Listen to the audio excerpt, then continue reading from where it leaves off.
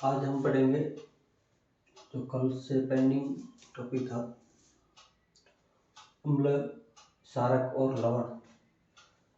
इनमें परिभाषाएं पढ़ी, इनकी अभिक्रियाएं पढ़ी, किसके बारे में, धातु के साथ में, धातु कार्बोनेट के साथ में, धातु हाइड्रोजन कार्बोनेट के साथ में, और उदासीनीकरण अभिक्रिया पढ़ी, अम्ल क्या होते हैं, दुर्बल प्रबल, ये थोड़ा बहुत पढ़ा था। उन अभिक्रियाओं की अभी तुलना करते हैं। तो अम्ल और क्षारकों के बीच में, एसिड और बेस के बीच में समानता क्या है, तो उस समानता के बारे में अभी अपन थोड़ा पढ़ लेते हैं। तो समानता सबसे पहले वही हमने पढ़ा था, धातु के साथ में अम्ल है वो भी क्या था, हाइड्रोजन गैस दे रहे थे, और क्षारक है वो भी हाइड्रोजन गैस। क्षार के साथ में मैंने बताया था कि सोडियम जिंकेट बनता है, तो वो है। तो दोनों के साथ में क्या समानता है, दोनों में हाइड्रोजन गैस देते हैं। तो अभिक्रिया वो की वो है, आप उसमें वापस पिछले वीडियो में जाके देख सकते हो। अगला है विद्युत की चालकता। यदि अपन बात करें शुद्ध जल या अशुद्ध जल है, वो विद्युत का कुचालक होता है, यानी उसके अंदर जो चालकता है वो बिल्कुल ही नहीं होती है।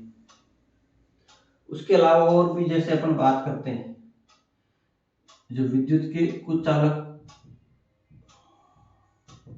जैसे एल्कोहल, या इसको कहेंगे अपन एथेनॉल है।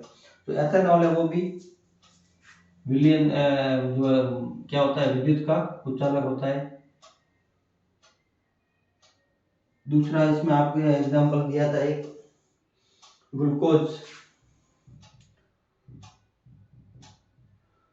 C6H12O6, ये भी कुचालक है। तो इनमें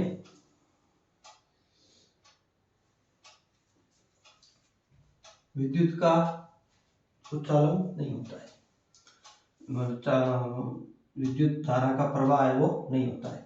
तो थोड़ा सा मैं इसमें आपको ये बता देता हूँ, विद्युत धारा, इसको अपन 9th में पढ़ा होगा, आई यानी करंट। विद्युत धारा, आई बराबर क्या होता है, विद्युत धारा किसे कहते हैं, आवेश प्रवाह की दर। आवेश प्रवाह की दर को क्या कहते हैं, धारा। यदि आवेश प्रवाह नहीं हो रहा है तो धारा क्या है, आई बराबर 0। तो ये जो एल्कोहल है, ग्लूकोज है, इनके अंदर आयनों का निर्माण नहीं होता है, आयन है वो निर्माण नहीं होता है। जब आयनों का निर्माण नहीं होगा तो धारा का प्रवाह नहीं होगा। तो इसमें ये जो अम्ल और ये क्षारक है, तो हमने कहा है जलीय विलयन के अंदर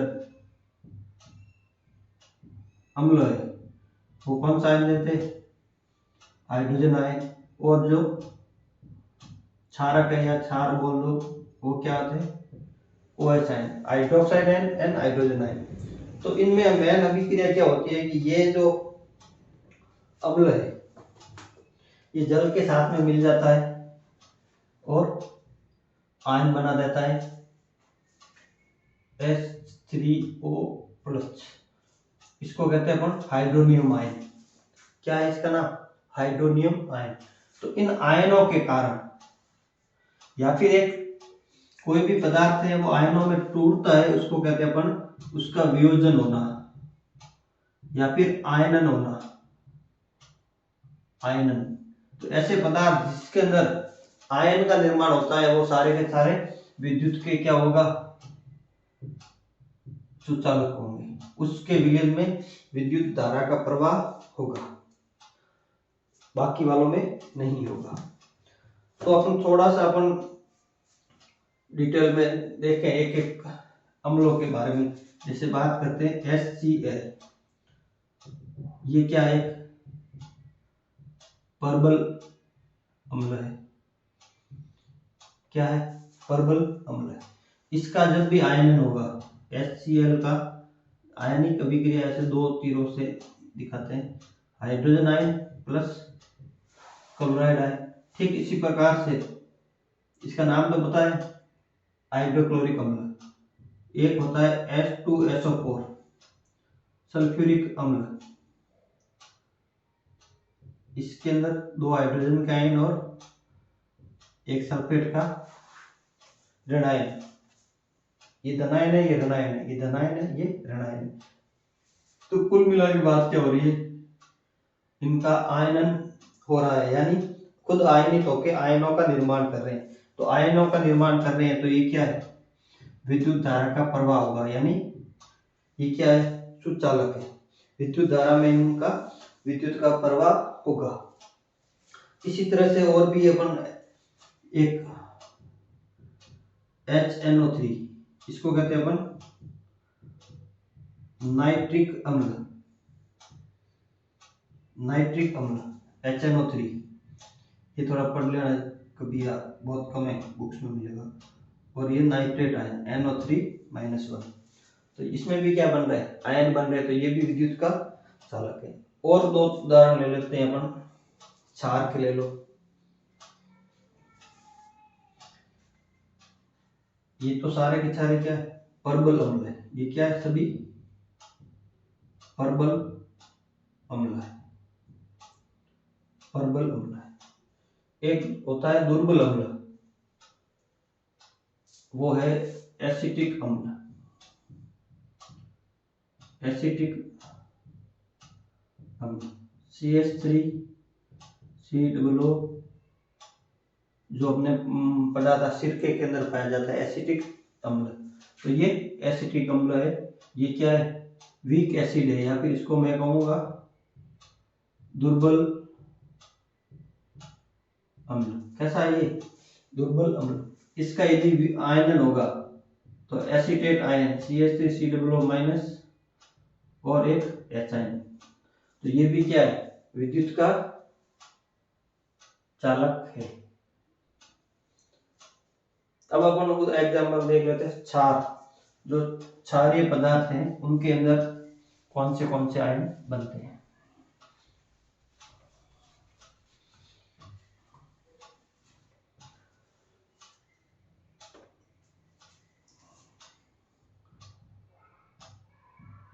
NaOH, sodium hydroxide, Na+OH-, sodium hydroxide, sodium ion और हाइड्रोक्साइड आयन। इसी प्रकार और ले लो, potassium hydroxide KOH, potassium ion और हाइड्रोक्साइड आयन। इस तरह के ये अम्लों में भी ये संभव है। अब इनका विलयन के अंदर क्या आ गया, ये हाइड्रोक्साइड आयन आ गए, तो कैसी प्रवृत्ति, क्षारीय। और जो अम्ल थे वो क्या दे रहे थे, H आयन, तो ये क्या हो गए, अम्लीय। इसी H आयन के कारण ही अपन जैसे जो pH स्केल बनाते हैं, वो हाइड्रोजन आयन को मापने का एक फॉर्मूला होता है, एंटीलॉग के रूप में होता है। उसके कारण अपन एक pH स्केल भी पढ़ेंगे। तो वो pH स्केल में हाइड्रोजन आयन की सांद्रता को मापता है।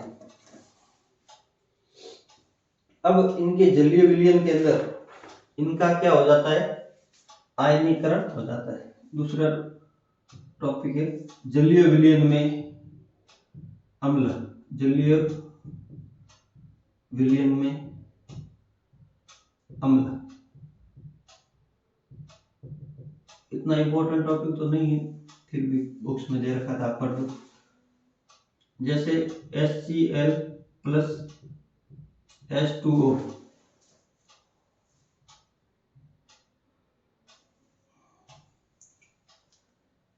तो ये जल है।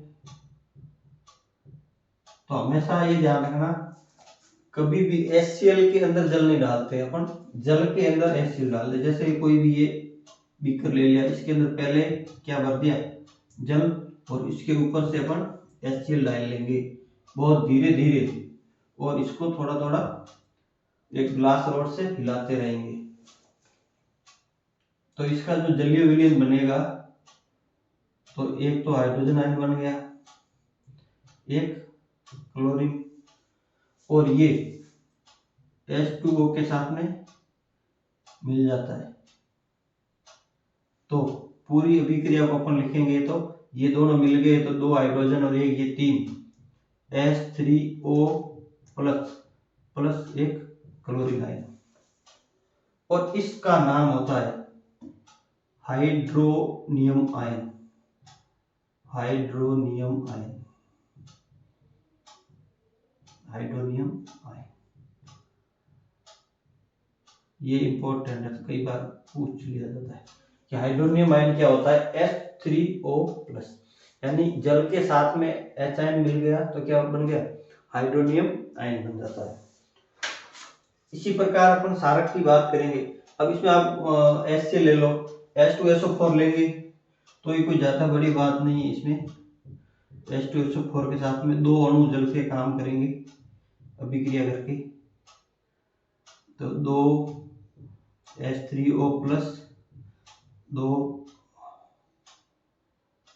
है ना, एक सल्फेट आयन बन गया। तो वो ये भी क्या है, हाइड्रोनियम आयन का निर्माण हो जाता है।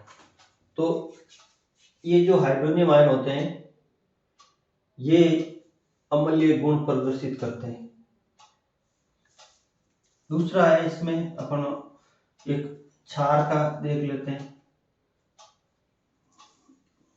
ये अम्ल, एक पॉइंट, दूसरा पॉइंट है जलीय विलयन में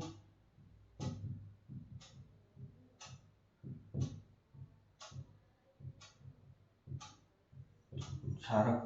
तो सेम टू सेम वही अभिक्रिया होनी है। NaOH ये ठोस अवस्था में होता है, किसमें डाला, इसके जल के अंदर, तो सोडियम है वो AQ। AQ का मतलब होता है वो जलीय विलयन में पाया जाएगा, और ये OH माइनस हाइड्रोक्साइड आयन बन जाएगा। Same to same KOH potassium ion plus OH minus magnesium hydroxide MgOH, इसको भी अपन जल के साथ में मिलाएंगे, विलयन बनाएगा, तो इसका जलीय विलयन बन जाएगा मैग्नीशियम प्लस 2 OH माइनस। ये भी क्या रहेंगे, ये सारे एक्वस फॉर्म में रहेंगे, यानी जलीय विलयन के अंदर ये उपस्थित रहेंगे। तो इतना कोई है नहीं। थोड़ा सा इसमें एक इम्पोर्टेंट बात वो है कि ये जो क्षारक है और क्षार में क्या फर्क होता है। तो वैसे तो सारे ही क्या है, अंग्रेजी में तो बेस ही बोलते हैं। क्षारक का मतलब होता है, ये जो क्षारक होते हैं सामान्यतः ठोस अवस्था में होते हैं। तो जो क्षारक जल के अंदर घुल जाता है उसको अपन क्या कहेंगे, क्षार कहेंगे। इतनी कोई बड़ी बात नहीं है। अब अपन वापस उस एक उदासीनीकरण अभिक्रिया थी, उसको अपन थोड़ा सा पढ़ लेते हैं।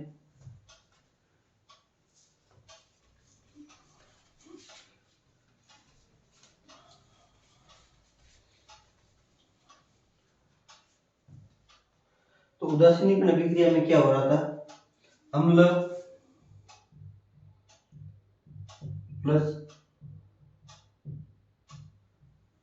क्षारक मिलकर लवण तथा जल का निर्माण करते हैं। किसका निर्माण करते हैं, जल का और लवण का। तो इसको अपन देखेंगे तो अम्ल से तो कौन सा आ जाता है, H आयन, क्षारक से OH आयन, और किसका निर्माण हो जाता है, H2O का। तो ये कोई बड़ी बात नहीं है। अब हम किसी भी जो हमने जली विलीन वाला ये पढ़ा था, तो उसी में हम क्या करते हैं, किसी अम्ल में क्या मिलाना, H2O। इस अभिक्रिया को कहते हैं तनुकरण, तनु डाइल्यूशन। किसी भी चीज में जल मिलाना, यदि दूध के अंदर पानी मिलाते हैं तो वो भी क्या हो रहा है, डाइल्यूट हो रहा है, उसका तनुकरण हो रहा है।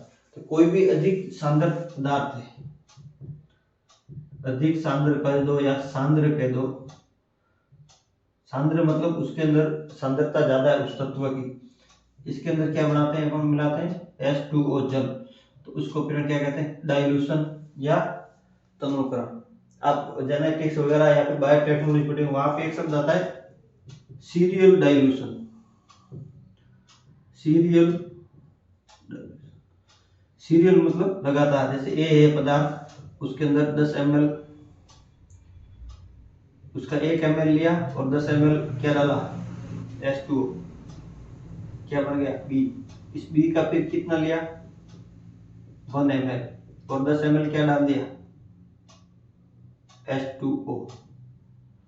वापस इसका जो सॉल्यूशन बना C का कितना लिया, 1 ml, और 10 ml क्या डाल दिया, H2। तो बार बार डाइल्यूशन करना, बार बार डाइल्यूशन करना, उसको अपन कहते हैं क्रमिक तनुकरण या सीरियल डाइल्यूशन।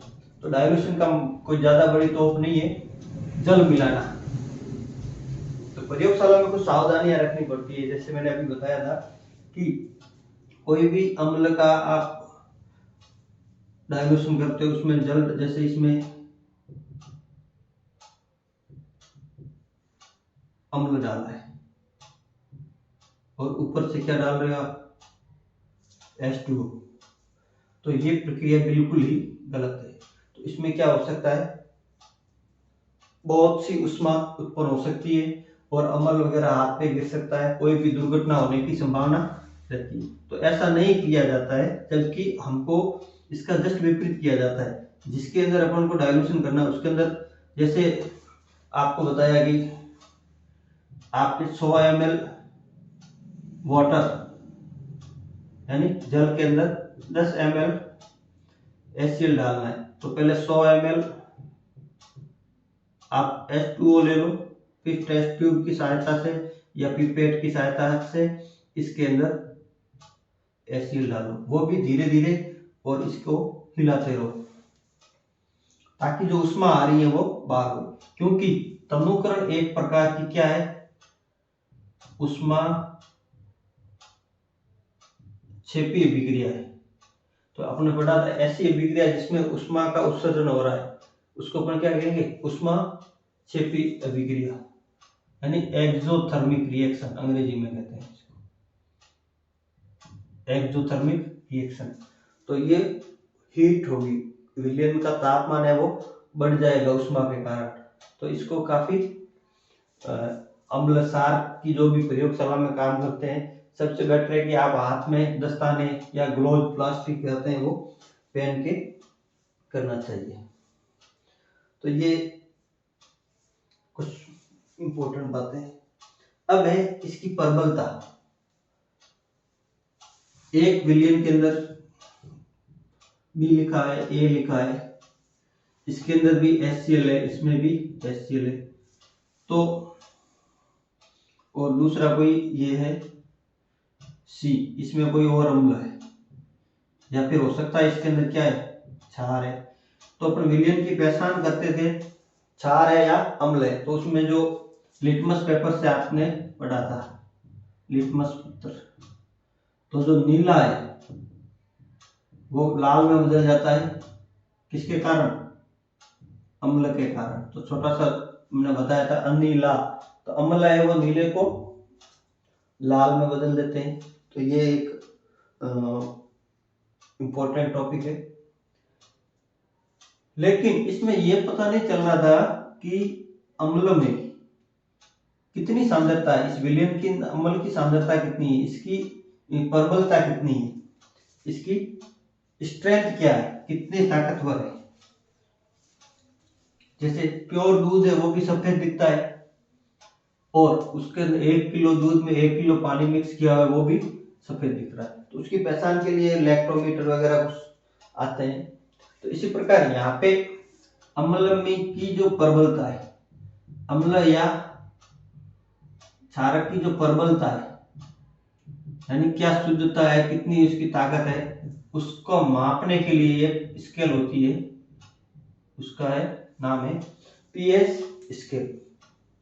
इसमें पीएच को मैं थोड़ा सा, आप लिखोगे तो पी को थोड़ा सा नीचे लिखना चाहिए, ये इसके घात के रूप में होता है। और जो पी है, पी बराबर होता है पुशांश, यानी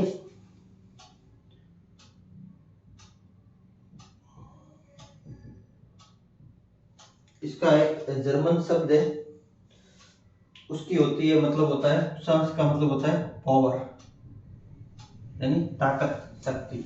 और जो ये है एच लिखा हुआ, वे अपना जाना पहचाना कौन सा है, हाइड्रोजन आयन।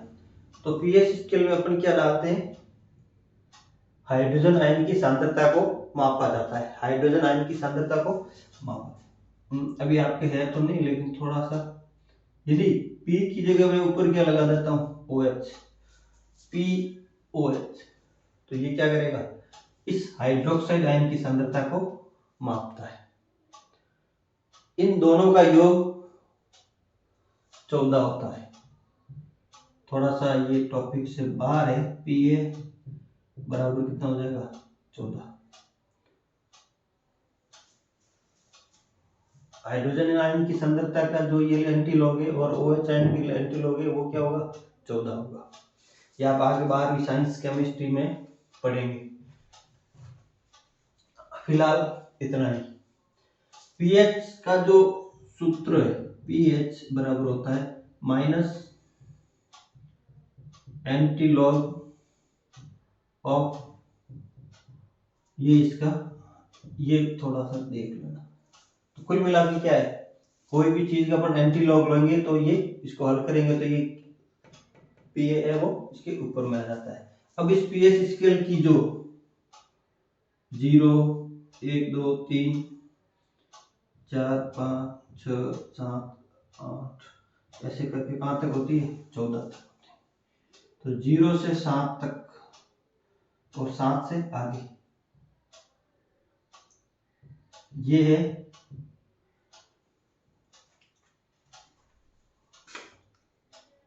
ऊपर वाले क्या आते हैं, प्रबल अम्ल, और यहाँ जो 7 से आसपास है ये है दुर्बल अम्ल। जो 7 नंबर है वो क्या हो जाएगा, उदासीन। उदासीन मतलब जल की पीएच कितनी होती है, जल की पीएच कितनी होती है, 7। फिर 8 वाले दुर्बल क्षारक, और जो 14 नंबर पीएच वाला है वो प्रबल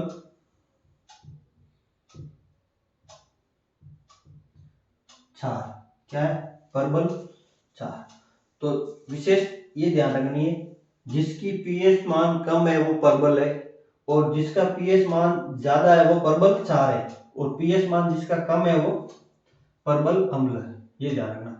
किसी का जैसे मैं आपको 2 विलियन दे रहा हूं, एक का पीएच ए है विलियन, उसका पीएच 2 है, एक बी है उसका पीएच मान है 8 है। तो यदि वो उसमें इसके आंसर है, यदि वो प्रबल क्षार पूछ लिया या प्रबल अम्ल, वो पूछता है कि इन दोनों विलियन में से ए और बी, एक ये ए है दूसरा ये बी है, तो वो पूछता है कि इनमें से प्रबल क्षार कौन सा है। तो प्रबल क्षार कौन होगा, जिसका पीएच मान ज्यादा है। तो जो प्रबल क्षार है वो बी है। वो कहता है प्रबल अम्ल कौन सा है, तो ये ए हो जाएगा, क्योंकि इसका अम्ल का मतलब होता है कि प्रबल अम्ल, जितना पीएच मान कम होगा उतना प्रबल रहेगा, और जितना पीएच मान ज्यादा होगा उतना प्रबल क्षार होगा। तो ये थोड़ा सा टॉपिक है, ये पढ़ लो। अब पीएच अपने सामान्य जीवन के अंदर कहाँ कहाँ काम आती है, तो एक दो इसमें से क्वेश्चन जरूर आता है। सामान्य जीवन में पीएच का क्या महत्व है? तो सबसे पहला और इम्पोर्टेंट है, वो ध्यान रख लेना, अम्लीय वर्षा। ये प्रश्न कई बार आता है। और वर्तमान अम्लीय वर्षा, एसिडिक रेन,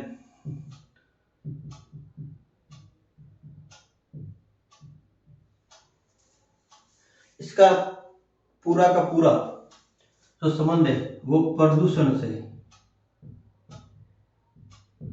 जो प्रदूषण पॉल्यूशन है। अभी देखा जाए तो वर्तमान बहुत बड़ी जो शहर है, सिटी है, दिल्ली वगैरह, वहां का पॉल्यूशन बढ़ गया है। कारण क्या है? धुआं। धुआं कहाँ से आता है? कारखानों का है, और भी केमिकल है, यातायात के साधन है, ठीक है। इस तरह की और भी कारखानों में, जैसे कपड़ा इंडस्ट्री है, और भी काफी सारा बहुत जो धुआं है वो वातावरण में, सराउंडिंग में अंदर फैला रहता है। और उसके अंदर जो गैसें होती है, कोई भी कंपनी में, कारखाना में जो धुआं है उसमें विषैली गैसें रहती है। उन विषैली गैसें में सल्फर के ऑक्साइड, सल्फर के ऑक्साइड होते हैं, नाइट्रोजन के ऑक्साइड होते हैं, नाइट्रोजन के ऑक्साइड होते हैं, बाकी कार्बन ऑक्साइड तो है ही, कार्बन डाइऑक्साइड।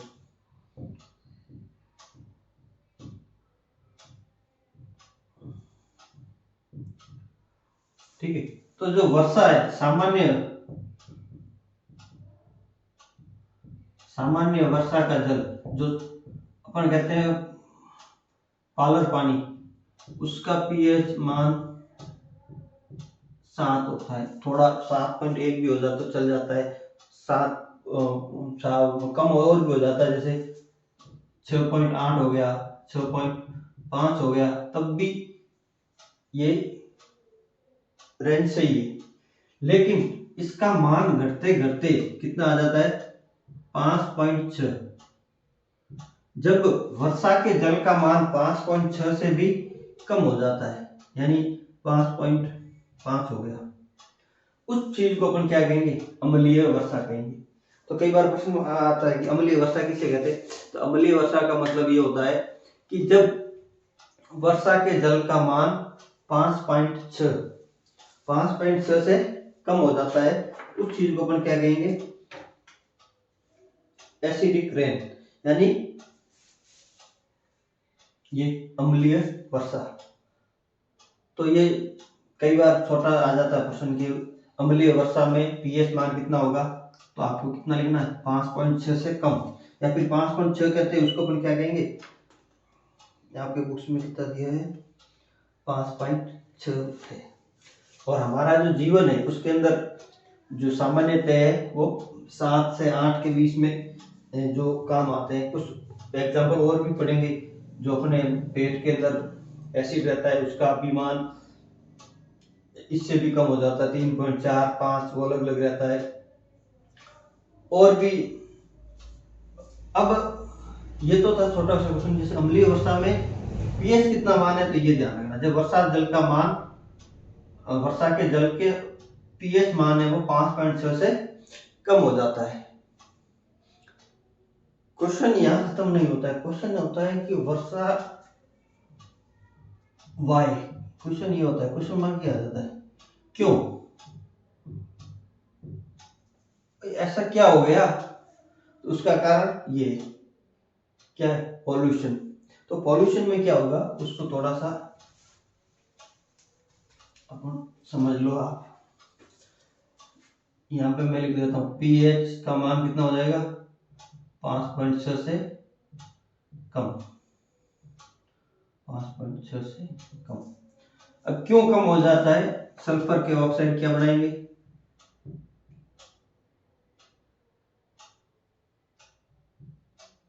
सल्फ्यूरिक अम्ल, सल्फ्यूरिक अम्ल के पदार्थ बनाएंगे।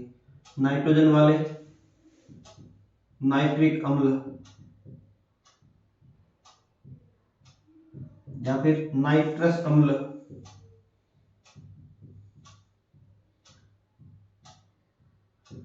कार्बन और जल मिलकर क्या इनके साथ में जल में मिलेंगे तो अम्ल बन जाएगा। जल इसका कल हमने पढ़ा CO2, ये क्या है सल्फर ऑक्साइड। सल्फर क्या है अधातु है, ये भी अधातु है और ये भी अधातु है, तो ये के सारे क्या है अधातु ऑक्साइड है। क्या है अधातु ऑक्साइड, अधातु ऑक्साइड। तो कल हमने इसकी अभिक्रियाएं पढ़ी थी। अधातु अम्लीय प्रवृत्ति के होते हैं, अ से अ मिलाना मैंने बताया था। अधातु ऑक्साइड क्या होते हैं अम्लीय प्रवृत्ति के होते हैं। तो इनके जो गुण धर्म है वो यहाँ दिख रहे हैं ये लोग। तो कार्बन डाइऑक्साइड का मैंने जल के साथ में बताया था आपको कार्बोनिक अम्ल, क्या बताया था कार्बोनिक अम्ल। खैर ये दुर्बल है लेकिन अपना योगदान जरूर निभाता है। और वैसे हमारे शरीर के अंदर ये आरबीसी के अंदर, आरबीसी सुना होगा, ये जो डंबल शेप की होती है, लाल रुधिर कणिका है, रक्त के अंदर पाई जाती है। इसके अंदर में भी क्या है CO2 O2 CO2 का ले जाने लाने का काम हीमोग्लोबिन होता है, हीमोग्लोबिन होता है आरबीसी। तो अपने फेफड़ों से ऑक्सीजन ले जाता है तब तो कार्ब हीमोग्लोबिन बन जाता है, कार्बोक्सी हीमोग्लोबिन। लेकिन वापस आते हुए कुछ मात्रा में CO2 को भी अपने साथ वापस ले आता है।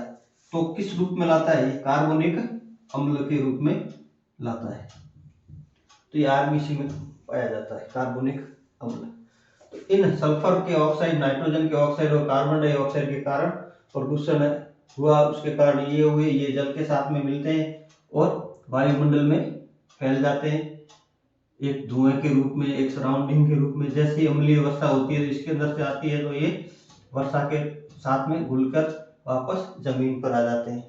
अब जमीन पर आते हैं इसका नुकसान क्या है कि कोई पेड़ पौधे हैं, फसल है, उसके ऊपर यदि अम्लीय वर्षा होगी तो वो क्या हो जाएंगे नष्ट हो जाएंगे। किसी के व्यक्ति के चमड़ी पर या संपर्क आए तो वो कोरोसिव होते हैं। कोरोसिव मतलब जलाने वाले या फिर संसारक होते हैं, कोरोसिव होते हैं, वहां पर जलन पैदा करते हैं और विभिन्न प्रकार की जो स्किन डिजीज है, चमड़ी के रोग है, वो उत्पन्न कर लेते हैं।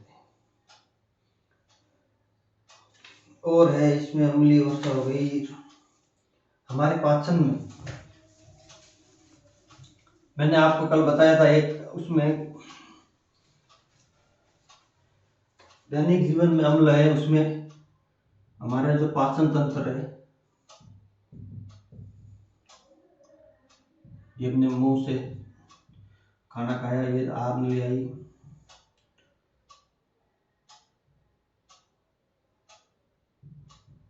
जो पाचन तंत्र है यहाँ पे एक भाग होता है फंडिक भाग, आमाशय का भाग है फंडिक भाग। यहाँ पे आती है ऑक्जेंटिक कोशिका है, ऑक्जेंटिक सेल कह दो या कोशिका।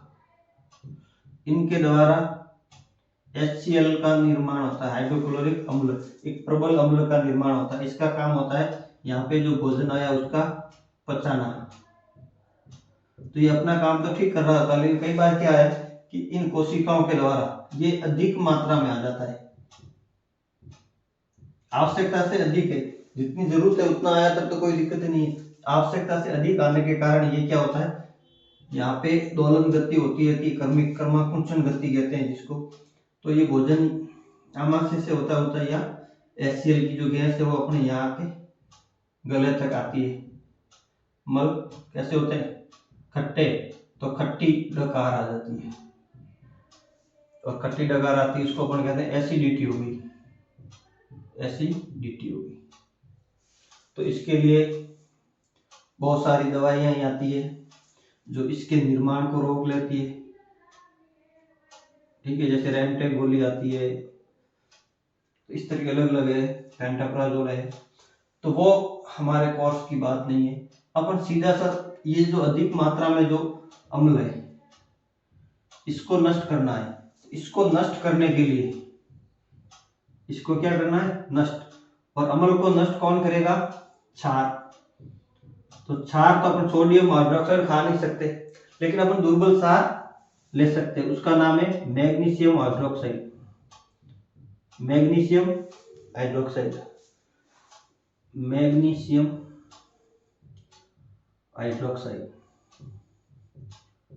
मैग्नीशियम हाइड्रोक्साइड, इसको कहते हैं milk of magnesia, milk of magnesia. जैसे आपने एक दवाई आती है डाइजिन,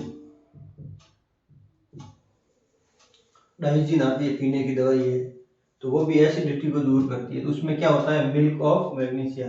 तो मैग्नीशियम हाइड्रोक्साइड यहाँ डालेंगे तो ये दोनों HCl और मैग्नीशियम आपस में मिल जाते हैं, यानी HCl प्लस मैग्नीशियम हाइड्रोक्साइड भले दुर्बल है, लेकिन ये मैग्नीशियम है वो 2 क्लोरीन के अणु को जकड़ लेता है, MgCl2 बना लेगा।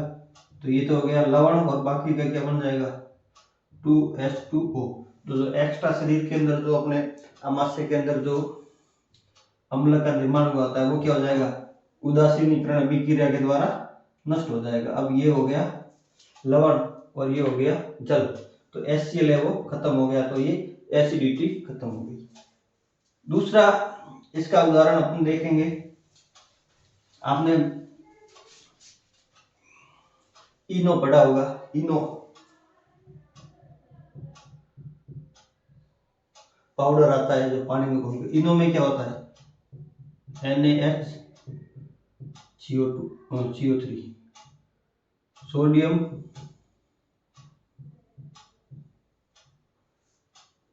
सोडियम कार्बोनेट नहीं है, बाइकार्बोनेट। कल मैंने इसको बताया था, इसमें हाइड्रोजन भी इसमें आ गया, तो सोडियम हाइड्रोजन कार्बोनेट भी कह सकते हैं। तो दोनों का नाम अलग है लेकिन सूत्र वही है। तो जहां जहां बाई भी लिखता है ना, तो वहां पे भी क्या आ जाता है, एक हाइड्रोजन एक्स्ट्रा आ जाता है। तो सोडियम, तो ये भी HCl प्लस NaHCO3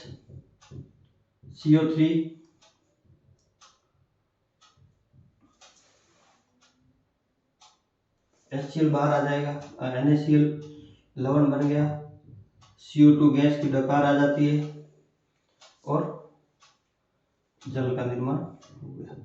तो ये अभिक्रिया हमने पढ़ी थी अम्ल की बाइकार्बोनेट के साथ में अभिक्रिया, तो वो अभिक्रिया के द्वारा भी अपन इसको उदासीन कर सकते हैं, एसिडिटी को समाप्त कर सकते हैं।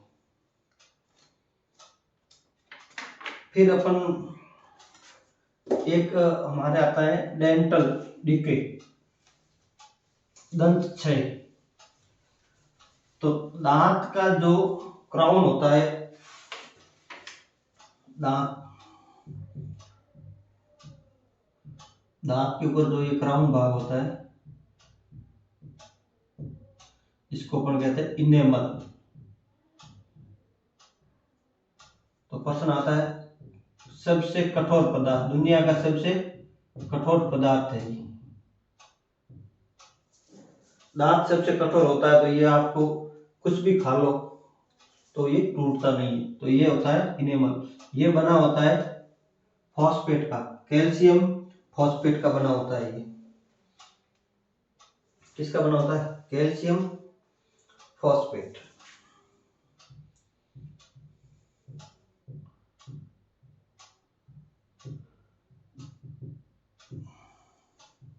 इसका एक छोटा सा अलग अपन नाम भी है, किताब में आपको था, क्या नाम है, calcium hydroxyapatite, calcium hydroxyapatite, ये भी सही है। इसके अंदर जल के अणु मिल जाते हैं तो इसका नाम ये हो जाता है। कैल्शियम फॉस्फेट भी सही है, और ये कैल्शियम ऑप्शन कहीं नहीं दिखता है तो अपन ये भी यूज कर सकते हैं, कैल्शियम। अब समस्या क्या आती है कि जैसे ही दांत के अंदर अपने जो मुंह की जो पीएच मान है वो 5.5 से कम होने लग जाता है।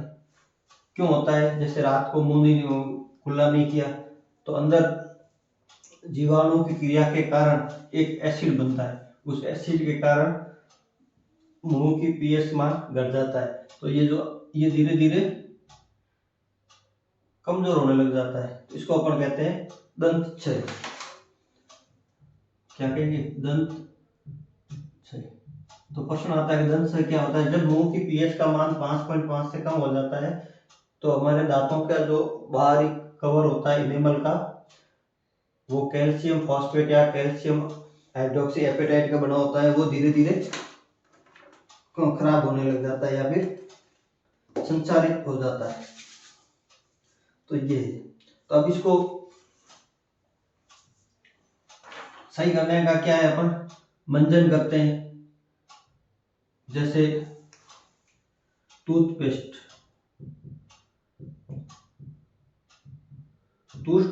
के अंदर क्या होता है? पेस्ट में क्षारीय पदार्थ होते हैं, तो वो क्या कहेंगे? इसकी जो अधिक जो पीएच मान है, इसके अंदर जो अम्ल है, दांतों के अंदर जो मुंह का जो दंत अम्ल है, वैसे कोई दंत अम्ल समूह नहीं होता है कि दांतों के अंदर जो अम्ल पाया जाता है उसको क्या करेंगे? ये नष्ट कर देंगे, उदासीन कर देंगे, और मुख का जो पीएच है वो वापस सामान्य कर देंगे। तो अधिक मात्रा में जो अम्ल मुंह में बना है उसको ये टूथपेस्ट के अंदर जो सार होता है वो उसको नष्ट कर देते हैं। बाकी इसमें पशु पक्षियों में या पौधों में एक नेटल नाम का एक पौधा होता है, उसके अंदर में भी मैथेनोइक अम्ल होता है, मैथेनोइक अम्ल।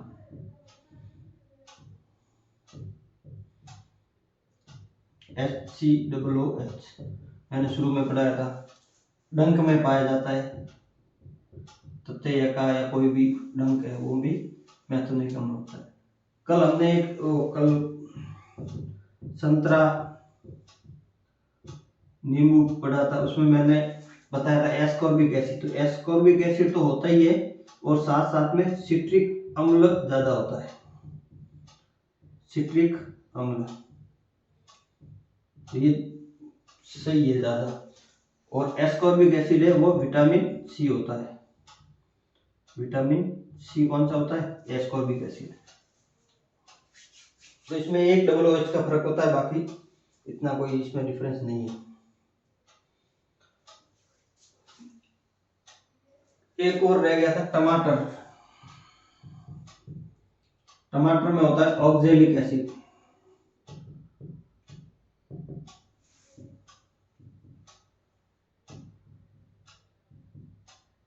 कौन सा होता है? ऑक्जेलिक अम्ल है वो टमाटर में पाया जाता है। ठीक है, तो बाकी अपन अब इनके जो लवण बनते हैं अम्ल क्षार की अभिक्रिया के दौरान, जैसे लवण बन गया, जैसे सोडियम बाइकार्बोनेट है, उसका क्या उपयोग है? अपन एक एक लवण का उपयोग पढ़ेंगे और एक एग्जाम में जरूर आएगा। थैंक्स। लाइक करो, सब्सक्राइब करो और अपने दोस्तों को भी शेयर करो।